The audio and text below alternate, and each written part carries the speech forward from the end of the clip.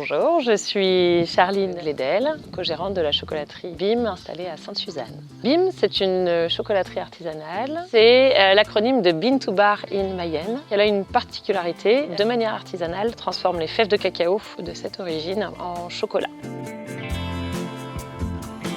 J'ai intégré une école d'ingé sur Rennes qui m'a destinée à travailler auprès des industriels agro. Une fois mes filles nées, j'ai eu soif d'un rapport à la matière. J'ai quitté cette grande entreprise, faire le choix d'une vraie reconversion pro. Je suis retournée sur les bancs de l'école pour passer et un CAP pâtissier et un CAP chocolatier.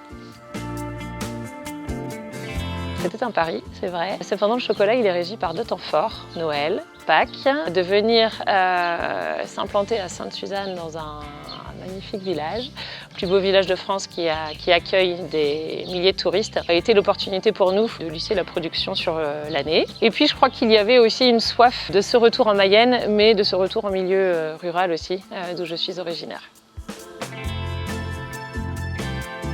La CCI nous a accompagnés dès les débuts. Je me suis rapprochée de Ludovic Plessis, formateur à la CCI, pour connaître un peu les modalités en vue de créer une entreprise parce que, pour rien vous cacher, je crois que j'avais ça au fond de moi depuis quelques temps. Par la suite, il m'a fait savoir qu'un module de formation de 5 jours existait justement pour accompagner les gérants d'entreprise et les futurs créateurs. Je me suis inscrite à ce module, mais aussi le parcours d'accompagnement qui a suivi. Ça a été d'un enrichissement vraiment chouette. Et de par son contenu et de par les échanges, j'en suis ressortie avec pas mal de clés et surtout une vision en fait qui n'était pas très claire jusque-là. Et surtout, j'ai aimé aussi ces messages qui nous ont été transmis pendant toute la formation, à savoir vous n'êtes pas seul. Bon nombre de partenaires sauront vous accompagner au quotidien dans tous les domaines que représente la création d'une entreprise. J'ai pu effectivement solliciter l'avocate qui nous a bien accompagnés, tout simplement dans la rédaction des statuts, mais aussi dans la rédaction d'un pacte d'associés qui a pu effectivement être d'une aide vraiment précieuse dès lors qu'on avait des questionnements.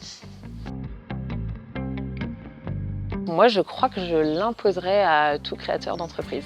On y trouve toutes les clés, ça évite de commettre des erreurs, j'en suis convaincue. Un des premiers outils qu'on a complété aussi, de définir précisément la vision, la mission, les valeurs. J'avais trouvé ça très enrichissant, vraiment, de se poser toutes ces questions. D'où la raison que pour moi, c'est un parcours presque indispensable quand on veut créer. De vaincre ses peurs, je crois.